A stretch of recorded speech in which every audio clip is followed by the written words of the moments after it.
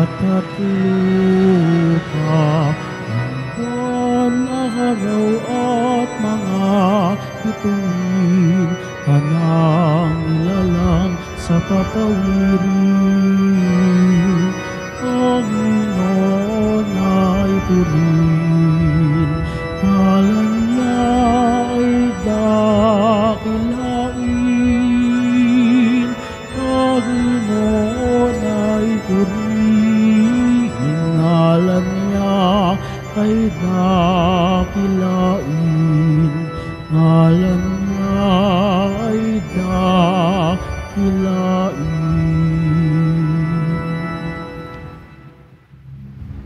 Sa ngalan ng Ama at ng Anak at ng Espiritu Santo. Amen. Ang pagpapala ng ating Panginoong Jesucristo, ang pag-ibig ng Diyos Ama, at ang pagkakaisa ng Espiritu Santo naway sa inyong lahat. At sumaiyo rin. Mga kapatid, nasa huling Miyerkules tayo sa katapusan ng taon ng liturhiya, at ito ay tinatawag nating Miyerkules na Pula, na ngayon ay ating alalahanin ang mga Kristiyanong pinag-uusig. Isama natin sa misa natin ngayon ang mga intensyon para sa araw ngayon. Ang inyong mga intensyon kayong narito sa loob at sa labas ng Basilica Minor at Pambansang Dambana ni Jesus Nazareno. Ang mga intensyon ng mga na cross-posting ng mga chapels, groups at communities, at ang mga nakiisa sa atin sa mitan ng live streaming through Facebook Live, YouTube, X at iba pang social media dito sa ating bansa at iba't ibang dako ng mundo.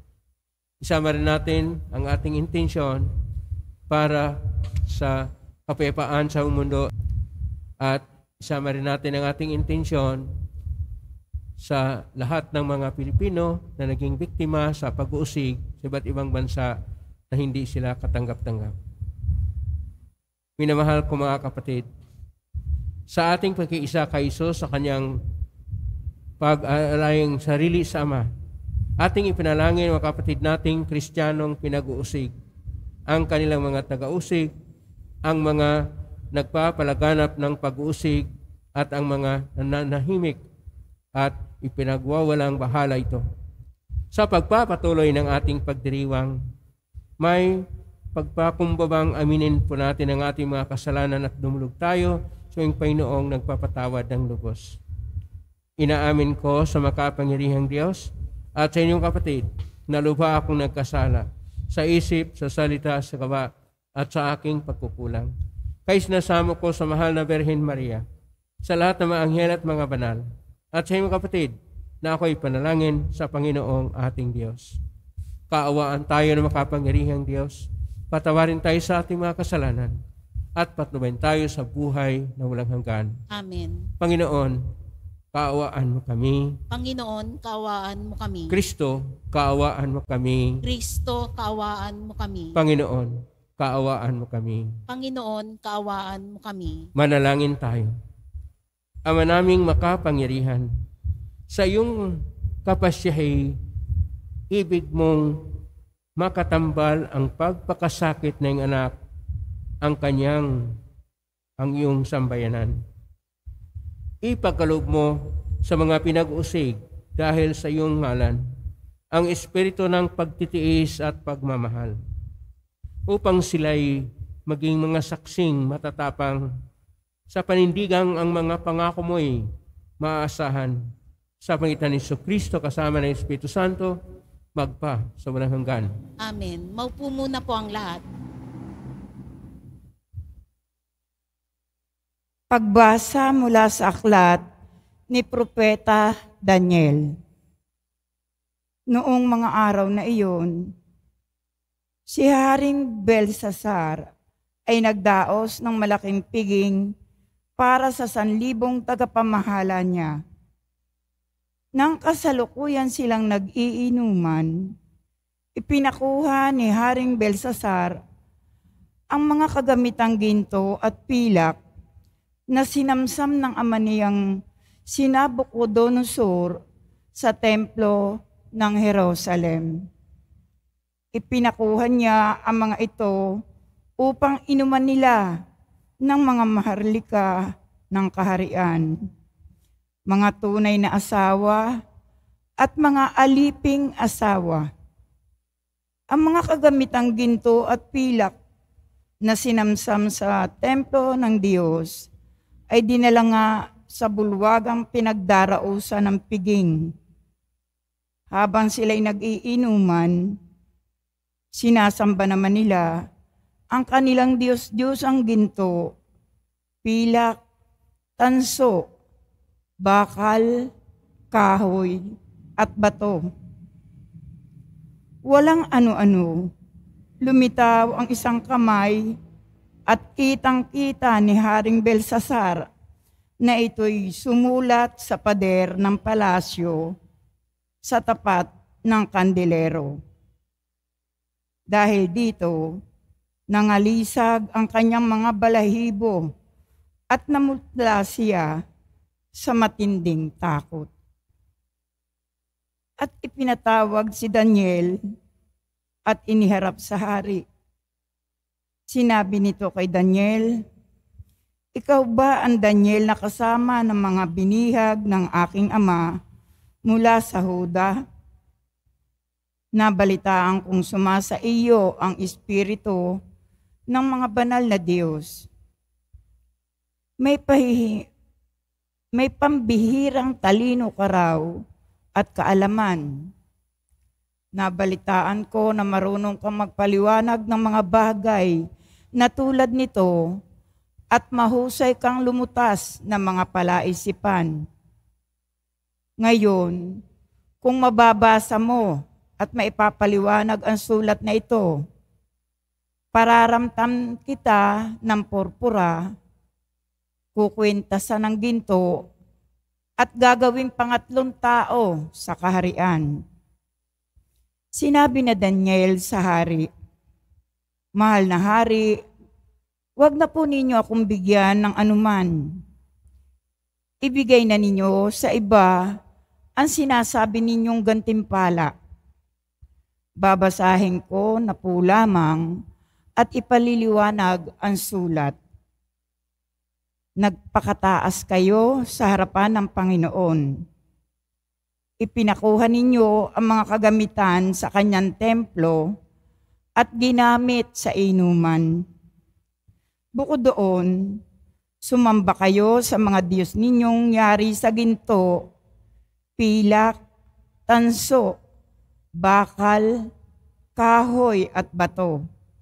Mga Diyos na hindi nakakikita ni nakaririnig. At ang Diyos na nagbibigay sa inyo ng buhay ay hindi ninyo pinarangalan. Kaya ipinadala ang kamay na yaon at pinasulat sa dingding ng inyong palasyo. Ito ang sulat. Mene, mene, tekel parsin.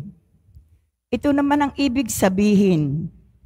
Mene, nabibilang na ang araw ng iyong kaharian, pagkat wawasakin na ito ng Diyos.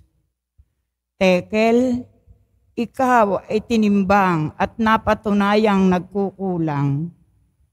Parsin, ang kaharian mo ay mahahati at ibibigay sa Media at Persya. Ang salita ng Diyos. Salamat sa Diyos. Dakilait papurihan ang poon magpakailanman. Dakilait papurihan ang poon magpakailanman. Purihin ninyo ang Panginoon, araw at buwan. Awitan siya ng papuri at dakilain magpakailanman. Dakilait papurihan ang poon magpakailanman. Purihin ninyo ang Panginoon, ang bituin sa langit. Awitan siya ng papuri at dakilain magpakailanman. Dakilait papurihan ang poon magpakailanman. Purihin ninyo ang Panginoon, mga ulan at hamog. Awitan siya ng papuri at dakilain magpakailanman. Dakilait papurihan ang poon magpakailanman. Purihin ninyo ang Panginoon, lahat ng hanging umiihip sa sandaigdigan. Awitan siya ng papuri at dakilain magpakailanman. Dakilait papurihan ang poon magpakailanman. Purihin ninyo ang Panginoon, apoy at init. Awitan siya ng papuri at dakilain magpakailanman. Dakilait papurihan ang poon magpakailanman. Purihin ninyo ang Panginoon, nakapapasong init at matinding lamig. Awitan siya ng papuri at dakilain magpakailanman. Dakilait papurihan ang poon magpakailanman. Magsitayo na po ang lahat.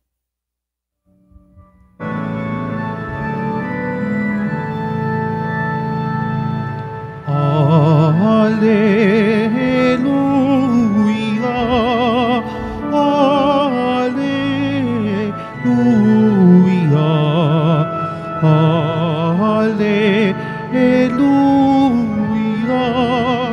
alleluia.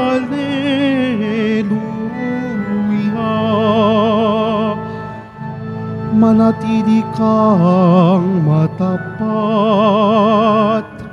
hanggang iyong kamatayan, pagkat buhay aking bigay. Alleluia, alleluia, alleluia,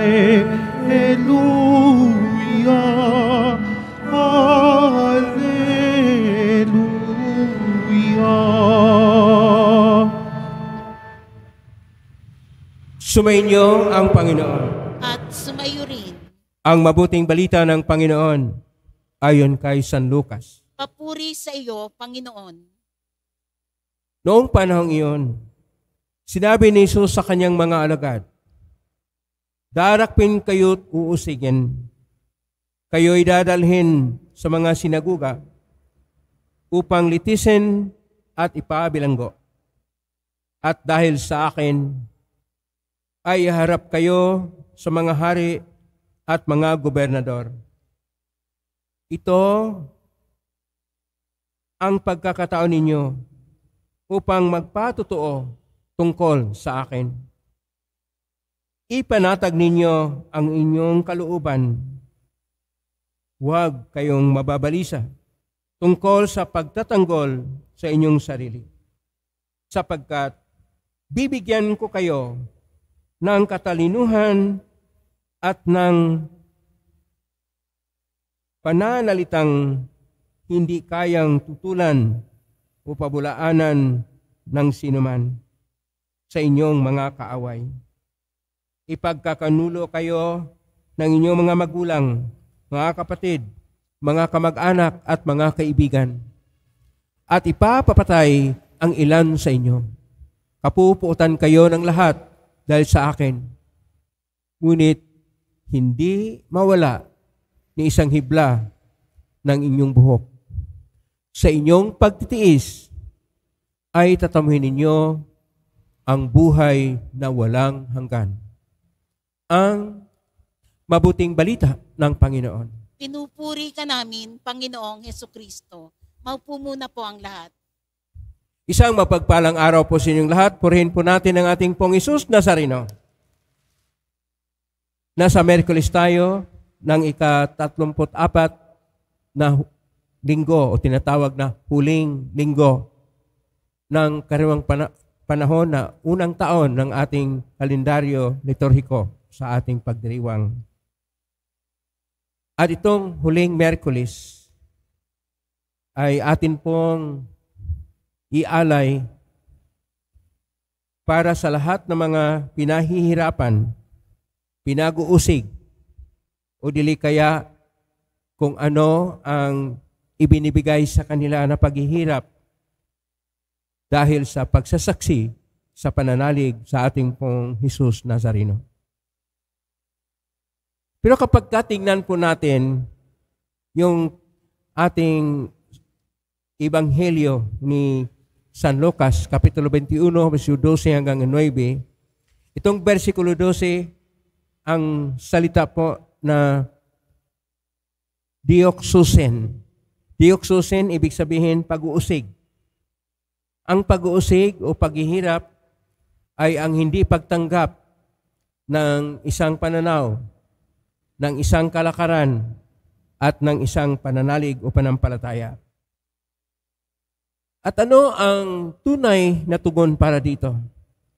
Ang tunay na tugon ay ang talino o karunungan. Na sa ating lumang tipan, ito ay tinatawag na hakma na naibigay kay Propeta Daniel. At sa bagong tipan, dahil Koine-Koine Griego nang ginagamit, ito ay Sophia. At salin ang mga pagbasa natin sa Latin, nagiging sapiensya o pagsabihin po natin, ito ang talino. Kapag tingnan po natin ang ating unang pagbasa sa aklat ni Propeta Daniel, Kapitulo 5, dapat po nating alalahanin, meron tayong tinatawag na napakaganda na pagkasulat nito dahil meron tinatawag na isang pamaraan ng poetika na tinatawag na chiastic na paraan. Na kung saan ang pinakasentro mula sa Kapitulo 2 hanggang versikulo 7 ay ang aklat ni Propeta Daniel, Kapitulo 4 at 5. Sa Kapitulo 4, atin pong nalaman na si Haring Nebuchadnezzar ay dahil sa kanyang pagpapahirap sa mga Israelita, siya ay nauwi na nasira ulo at ang kinakain ay damo. At sa Kapitulo 5 ngayon, sa aklat ni Propeta Daniel, mayroong nakasulat sa dingding. At itong pagkasulat sa dingding ay binasa at ipinapahayag at pinaliwanag ni Propeta Daniel dahil siya ay may kakaiba na talino. Nasabi pa sa versikulo 14, Kapitulo 5, nakakaiba ang talino niya sapagkat nagmula sa Ruach Elohim, ibig sabihin sa Espiritu ng mga Diyos. Kaya ang tunay na pangyayari o lahat ng mga paghihirap ay dapat tingnan sa may talino. Kaya po, sinasabi sa ating salmo na mula sa aklat ni Daniel, ang pagpupuri sa Panginoong Diyos na siyang dapat bigyan ng tunay na pagpupuri. Sa ating Ebanghelyo ngayon ni San Lucas, Kapitulo 21, verso 12 hanggang 19, sinasabi ng ating Panginoon na kung sila ay at ang lahat ng nananalig, kung tayo na lahat ng mga sumusunod sa Panginoon, at ang lahat ng mga apostol at mga alagad na darakpin, pahirapan at usigin dahil sa pangalan ng ating Panginoon, ay ipanatag ang sarili. Huwag mabalisa. At ang kinakailangan dito, ayon pa sa ating Ebanghelyo, ay ang tunay na kapanatagan o pagtitiis na nakasulat po, hypomene. At itong kapanatagan o tunay na pagtitiis na kung saan ay isang katalinuhan na ibinigay ng Panginoon, ay atin pong makikita kapag tayo ay hindi mataranta, kapag tayo hindi mababalisa, kung ano naman mga binabansag sa atin, kung ano mga sinasabi sa atin dahil sa ating mga debosyon, sa ating pananampalataya, kung ano-ano ang mga paratang na mali, lahat ito ay tiisin natin. Dahil sinabi ng ating Panginoon, versikulo 19, Kapitulo 21, Ebanghelyo ni San Lucas, sa inyong pagtitiis, may tatamuhin ninyo ang buhay na walang hanggan. Na ibig sabihin, kinakailangan nating tiisin ang lahat ng paghihirap sapagkat hindi na po tayo ang magsasalita, sabi ng ating Panginoon. Siya mismo at ang kanyang diwa ay siyang magbigay sa atin ng talino na kakaiba na hindi kayang harapin o hindi kayang sirain ng kahit kaninumang makarinig ito. Sapagkat ang talino o ang tinatawag na hokma o Sophia na ibibigay sa lahat ng mga nanalig sa ating Panginoon ay nagmula hindi sa ating ganang sarili. Hindi natin kaya. Ngunit ang mga mistikong at mga espiritual na kaalaman na nagmula sa diwa ng Diyos ay siyang magabay sa atin, ang siyang magturo sa atin ano ang dapat at narapat na gawin at ano ang mga salita na ating sasabihin. Kaya nga, dito po sa ating mga pagbasa, tayo po ay tinatawag ng ating Panginoon na dapat hayaan natin ang Diyos na siyang kumikilos sa ating buhay. Hindi tayo gagawa ng pagrespondi at tayo'y magkaroon ng pagmamalaki sa ating sarili. Kaya nga, si Belshazzar ay pinarusahan. Pinarusahan siya dahil una sa lahat ay nilapastangan niya ang mga ginagamit sa templo na mga gamit na ginto at pilak at sa paglapastangan niya, mayroong lumitaw na isang kamay na hindi nila malalaman kung bakit lumitaw ang isang kamay at sumulat doon sa dingding ng mene tekel parsen. At itong mga nakasulat sa iba't iba pong paraan na pag-unawa kapag sabihin natin mene, bakit na doble, ay ito yung ginagamit ng mga Hebreo sa kanilang pangangalakal na tinatawag na mina, na ito ay umabot ng 6 na shekel. Ang tekel, kaparehas po sa ating salita na takal. Ibig sabihin, yung ating binibigyan ng tinitimbang, ngunit kulang. Kaya, ang salitang tekel ay malapit sa shekel. Ito yung paggamit ng mga pagtitingin kung paano ang isang tao o ang isang bagay ay bibigyan ng narapat na halaga. At hindi nabigyan ng halaga sapagkat nilapastangan ng hari ang mga tinuturing na banal na mga kagamitan sa templo. At dahil dito, magkaroon sila ng pagkahati at maglaban-laban ang kanyang kaharian at babagsak. Kaya parsin, ibig sabihin ng parsin na hati. At dahil dito, ito'y nagtuturo sa atin, sa buhay natin, kung minsan napakayabang natin sa mga bagay-bagay na nasa atin, na ang mga kayamanan na nasa atin ay atin lang. O dili kaya kung anumang mga talento o talino na sa atin na para lang sa atin yan.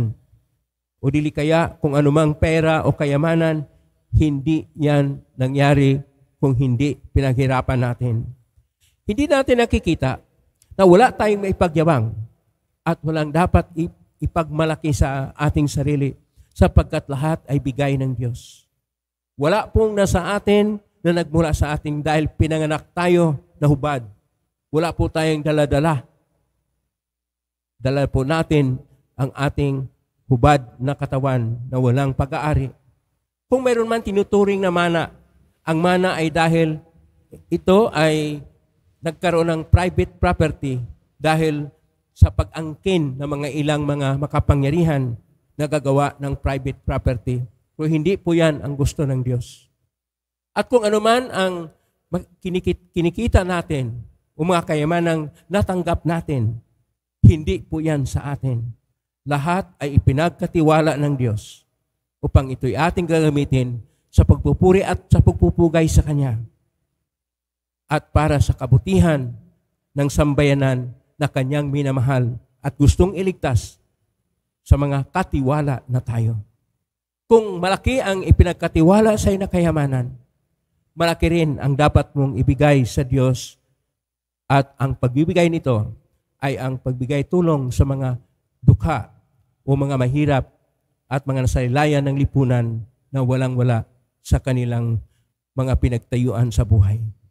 Kapag hindi po natin ito ginagawa, ninakaw natin ang para sa Diyos at ginawa natin sa atin. Kaya kung ikaw ay may maraming pera at ginagasta mo ng malaki doon sa mga mall o dili kayo sa mga sugalan at wala kang ibinibigay na karapat-dapat para sa Diyos, napakalaki ang kasalanan mo dahil ninakawan mo ang Diyos at ang sambayanan sa dapat na gamitin mo para sa kabutihan ng lahat. Kailangan natin ang talino, hindi ang makasarili na talino. Talino na binibigyan ng gabay ng Diyos at ng kanyang salita. Ito ang pagtingin na katiwala lang tayo ng Diyos. At bilang katiwala, gamitin natin ang lahat para sa kabutihan ng lahat, kaligtasan ng lahat, at para sa pagpupugay at pagpupuri sa Diyos. Masakit man ito, mahirap man gawin, dapat nating gawin sapagkat mas mahalaga ang kaligtasan kaysa kayamanan dito sa mundo. Amen? Purihin natin ang Diyos. Magsitayo na po ang lahat.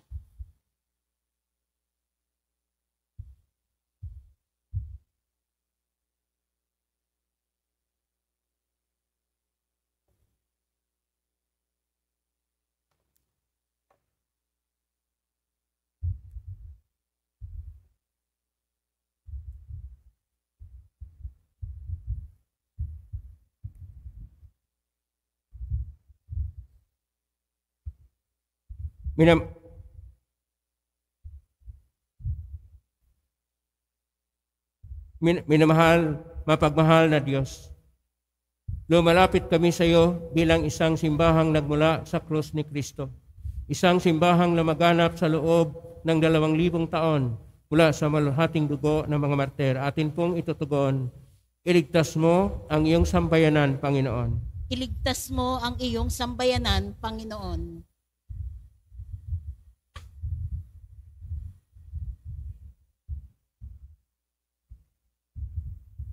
Mula sa diskriminasyon, laban sa mga mananampalataya at laban sa buong simbahan. Iligtas mo ang iyong sambayanan, Panginoon. Mula sa kadiliman ng mga bilangguan at sa mga kalungkutan ng pagkakataon dahil sa aming nanampalataya kay Kristo. Iligtas mo ang iyong sambayanan, Panginoon. Sa matinding pagbabagabag ng pagsamba ng patago sapagkat hindi ito pinapahintulutan. Iligtas mo ang iyong sambayanan, Panginoon. Mula sa kawalang katarungan, digmaan, terorismo, pagpapahirap, pagpapatay at lahat ng uri ng pasakit dahil sa aming panampalatayang Kristiyano. Iligtas mo ang iyong sambayanan, Panginoon. Sa pasakit na dulot ng coronavirus, lalo na para sa mga frontliner na nag-alay ng walang buhay sa kaligtas ng lahat. Iligtas mo ang iyong sambayanan, Panginoon. Ating ngayong itugon sa bawat pagsamo sa iyo, Panginoon, kami umaasa. Sa iyo, Panginoon, kami umaasa. Para sa mga obispo at mga paring pinagwawalang isagawa ang kanilang ministeryo sa simbahan at sa anumang lugar. Sa iyo, Panginoon, kami umaasa. Para sa mga reliyoso at mga misyonerong inihayo, subalit hindi maisagawa ang kanilang misyon. Sa iyo, Panginoon, kami umaasa. Para sa mga bukas palad na lalaki at babaeng pinipigilang maisakatuparan ang kanilang paghuhubog sa buhay reliyoso. Sa iyo, Panginoon, kami umaasa. Para sa mga magulang na nawala ng pagkakataong makapagbigay ng tamang aral sa panampalataya sa kanilang mga anak.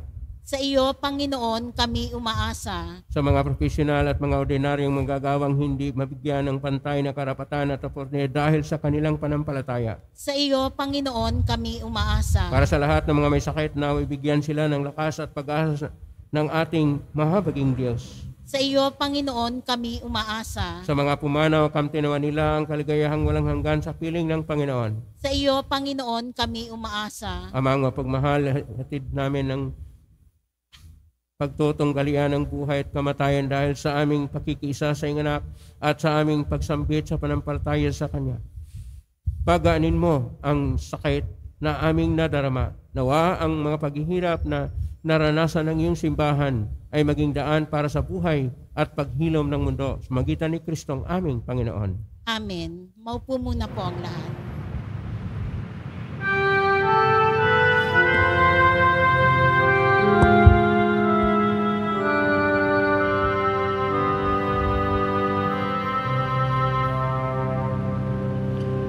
Itong alak at tinapay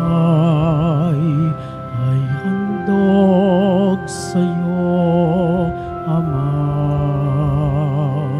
Ito'y bunga ng aming gawang iyong pinagpala.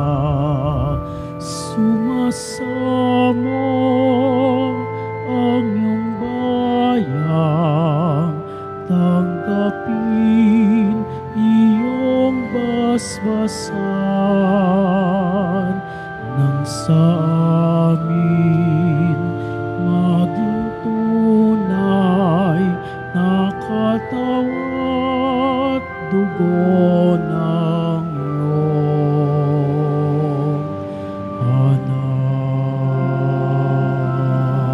Magsitayo na po ang lahat.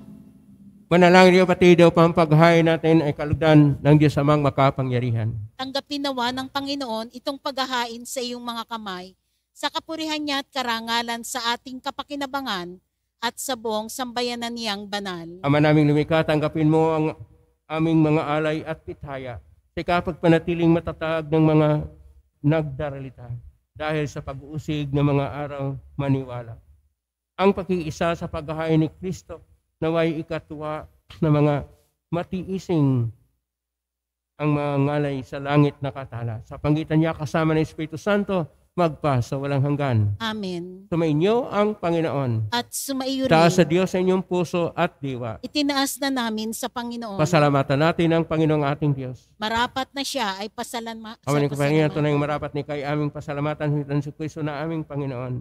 Siyang salitang katuwang mo at kapiling noong ang lahat ng umiiral ay iyong likhain. Siya'y sinugo mo para kami sa gipit palayain kahit siya'y kinalingan ng mahal na berhen, naging kanyang inang totoo sa kapangyarihan ng Espiritu Santo. Inako niyang sundin ang loob mo at kamtin ng sambayanang banal para sa iyo. Pinagtisan niyang iunat sa krus ang kanyang mga kamay upang magwakas ang kamatayan at mahayag ang pagkabuhay. Kaya kaisa ng mga nagsisiyawit ng papuri sa iyong payo sa kalangitan, kami nagbubunyi sa kadakilaan. Santo, Santo, Santo, Panginoong Diyos ng mga hukbo, napupuno ang langit at lupa ng kadakilaan mo. O sana sa kaitaasan, pinagpala ang naparirito sa ngalan ng Panginoon. O sana sa kaitaasan, magsilud po ang lahat. Ama naming banal, ikaw ang bukal ng tanang kabanalan, kasmitan ng Espiritu ng banal, ang makaloob na ito upang para sa aming maging katawan at dugo ng aming Panginoong Jesucristo.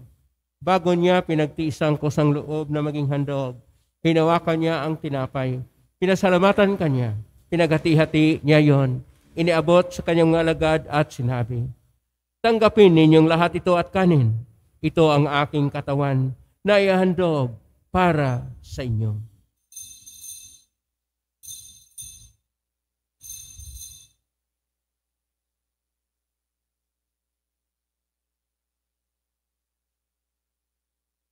Kaya naman matapos ang hapunan, nawa kanya ang kalis, muli kanyang pinasalamatan, inabot niya ang kalis sa kanyang malagad at sinabi, tanggapin ninyong lahat ito at inumin. Ito ang kalis ng aking dugo ng bago at hanggang tipan. Ang aking dugo na ibubuhos para sa inyo at para sa lahat sa pagpapatawad ng mga kasalanan. Gawin niyo ito sa pag-alala sa akin.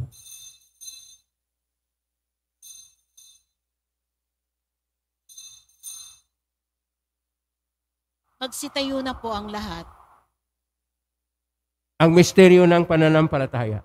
Si Kristo'y namatay, si Kristo'y nabuhay, si Kristo'y babalik sa wakas ng panahon. Ama, ginagawa namin ngayon ang pag-alala sa pagkamatay at tuloy pagkabuhay ni anak, at naalay namin sa iyo ang tinapay nagbibigay buhay at ang kalis na nagkakaloob ng kaligtasan. Kami nagpapasalamat Dahil kami narapat na tumayo sa harap mo para maglingkod sa iyo. Sinasama namin kami magsasalo-salo sa katawan at dugo ni Kristo ay mabuklod sa pagkaisa sa pamagitan ng Espiritu Santo. Ang malingapin simbahang laganap sa buong daigdig. Pususin mo kami sa pag-ibig kay San Francisco na aming Papa at ni Jose na aming Obispo at ng Tanang Kaparian. Alalahanin mo rin mga kapatid naming nahimlayan may pag-asang sila muling mabuhay ganyan lahat ng mga pumanaw. Kaawaan mo sila at patuloyin sa iyong kaliwanagan. Kaawaan mo dapatin kaming lahat na makasalo siyang buhay na walang wakas. Kaisa ng mga Birhen Maria na Ina ng Diyos, ng kabiyak ng puso niyang San Jose, kaisa ng mga apostol at ang lahat ng mga banal na namuhay sa daigdig ng kalugod-lugod sa iyo. May pagdiwang naman namin ang pagpupuri sa karangal mo sa pangitan ni anak na aming Panginoong Hesus Kristo. Sa pamamagitan ni Kristo, kasama niya at sa Kanya, ang lahat ng parangal at papuri ay sa iyo, Diyos Amang makapangyarihan, kasama ng Espiritu Santo, magpasawalang hanggan.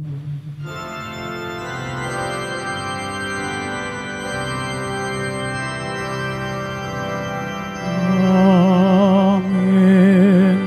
Amen.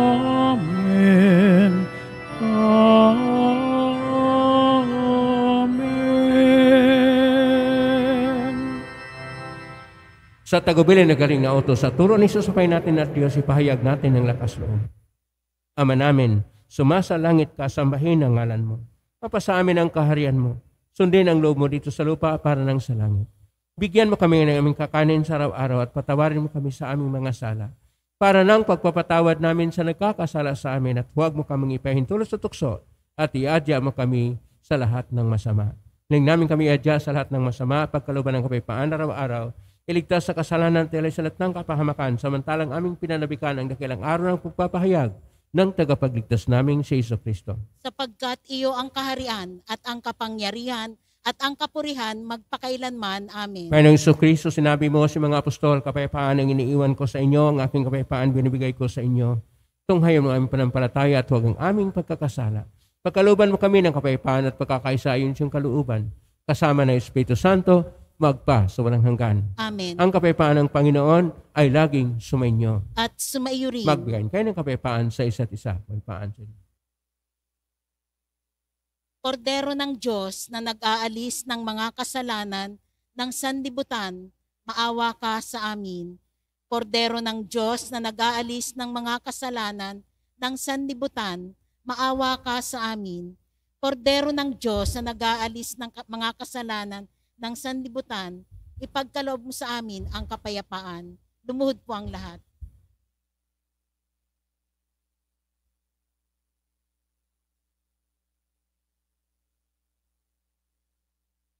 Ito ang kordero ng Diyos. Ito ang nag-aalis na makasalanan ng sanlibutan. Mapalad ang mga inaanyayahan sa piging ng kordero. Panginoon, hindi ako karapat-dapat na magpatuloy sa iyo, ngunit sa isang salita mo lamang ay gagaling na ako. Katawan ni Kristo. Amen.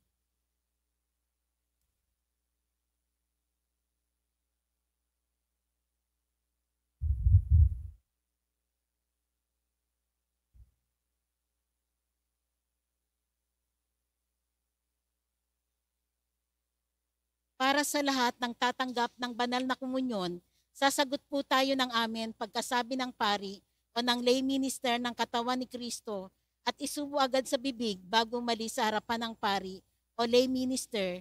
Sumunod po tayo. Maraming salamat.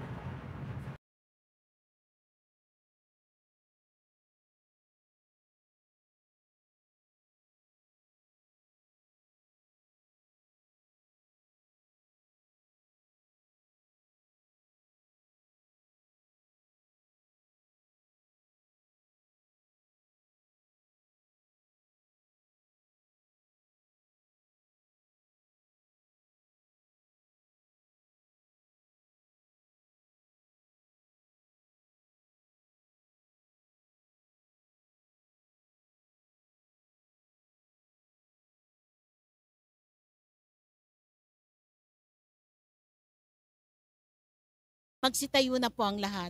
Manalangin tayo. Ama naming mapagmahal, pagkundangan sa tinanggap na banal na pakikinabang ang mga lingkod mo ay iyong dulutan ng lakas na mapanghawakan ang katotohanan at ipagkaloob mong ang mga nagtitiis ng pag-uusig at kahirapan ay makapanindigan sa ugaling Kristiyanong taglay sa gitna ng dusa at pagpapasa ng cross ni Kristong kanilang sinundan bilang kapamagitan kasama ng Espiritu Santo magpa sa walang hanggan. Amen. Manalangin para sa mga kaluluwa, mga kapatid. Ating ipadasal ang ating mga minahal na yuma at lahat ng mga kaluluwa sa purgatorio. Panginoon naming Diyos, Ama namin, Ikaw po ang dahilan ng pagsilang sa galing aming hiram na buhay. Kung kabang loob po kaming nanalangin at kami ng makaawang kalugdan mo po, mga kaluluwa ng mga pumanaw na sa mundong ito, sila naway magkamit ng buhay sa iyong piling. Alisin mo ang namang mga karamihan ng kasalanan upang sila ay maging marapat sa iyong walang hanggang kalinisan. Iyaon mo sila mula sa purgatorio at bigyan ng kuwang sa iyong kaharian sa langit kapayapaan. Kailanman ang gawad ng may kapal sa mga yumaong nagsipanaw. Sila naway silayan ng iyong ilaw na walang hanggan. Amen. Mapanatag naman sila sa kapayapaan. Amen.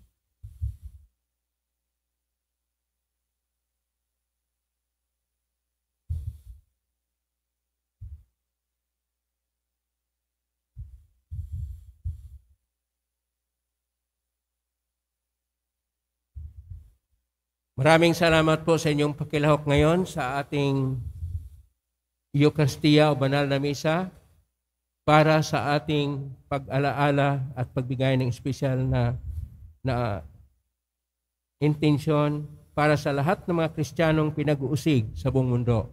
Kaya tinatawag nga ngayon Red Wednesday. At salamat din sa lahat ng mga walang sawang nagbigay ng tulong sa Quiapo, makatulong ang Quiapo Church sa mga kapwa natin na ngailangan. Salamat sa lahat ng nakiisa sa atin sa magitan ng live streaming through iba't ibang mga social media platform at cross-posting sa iba't ibang paraan. Naway ang inyong panalangin ay dinggin ng Pong Isus Nazareno. Salamat sa lahat ng mga naglilingkod ngayon at lahat ng narito. Atin pong dapat tingnan na ang pag-uusig na may iba't ibang paraan, direkta man o tinatawag na maaring hindi gaanong direkta o dili kaya tinatawag na co-optation lang, dapat nating tingnan na hindi sa mundong ito ang tunay na kaligtasan at kapangyarihan, bagkos ang karunungan at ang kaligtasan at ang pag-iibig ng Diyos ay siyang mag-ibabaw sa ating buhay. Ngayon na po ang basbas. Mangyari po lamang itaas bagya, ang bagay na basbasan. Sumainyo ang Panginoon. At sumaiyo rin. Mahal na pong Isus Nazareno, inayag mo sa magitan ng cross ang walang malo na pag-ibig ng Diyos sa isang katauhan. Pakinggan mong kilingan ang kanan nagsusumamo sa iyo.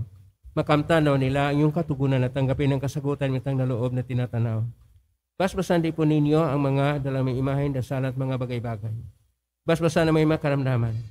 Sa pagitan ng medisyon ito na may maalala ng pangako ng sa binyag na ikaw ang ibigin at paglalingkuran bilang Panginoon magpa sa walang hanggan. Amen. Pagpalain kayo makapangyarihang Diyos, Ama at Anak at Espiritu Santo. Amen. May kang taglayang kapayapaan, pag-ibig at pag-asa ng Pong Isus Nazareno. Salamat sa Diyos. Purihin natin ang ating Pong Isus Nazareno.